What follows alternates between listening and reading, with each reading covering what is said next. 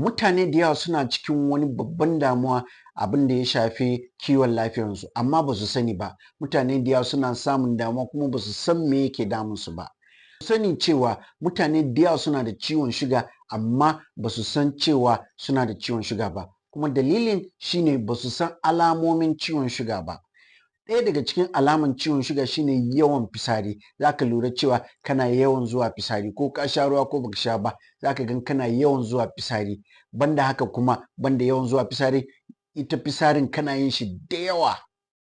To wannan alaman ciwon shuga ne. Banda haka kuma abin da yake biyo shi shine yawan ƙishin ruwa. Za ka dinga shan ruwa. Ko yaya yawan ruwan da ka sha, za ka gan cewa ƙishin bai daina ba. Me yasa ƙishin ba zai daina ba? Don shuganka ya haura, shuganka a jini ya haura. Banda haka kuma za ka lura cewa kana jin yunwa. Duk yadda ka ci abinci baya taɓa ishe ka.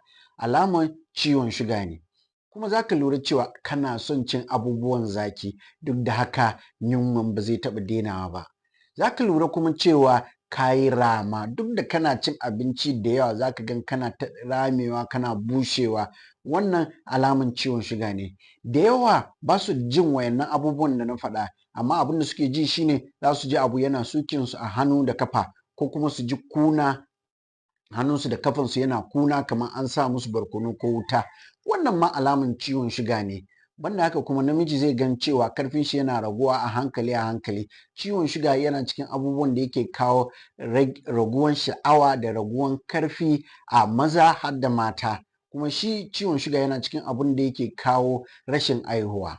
Don haka in kana jin wayannan abubuwan da na faɗa, yana da kyau ka je a gwada ka, kuma gwaji mai kyau, don a tabbatar cewa baka da ciwon shuga. Wani lokaci fasting ne kawai ake yi, ba fasting kawai ake so a yi ba. Dole a haɗa da sauran gwaje-gwaje don a tabbatar lafiyanka kalau, ko kuma kana da ciwon shuga.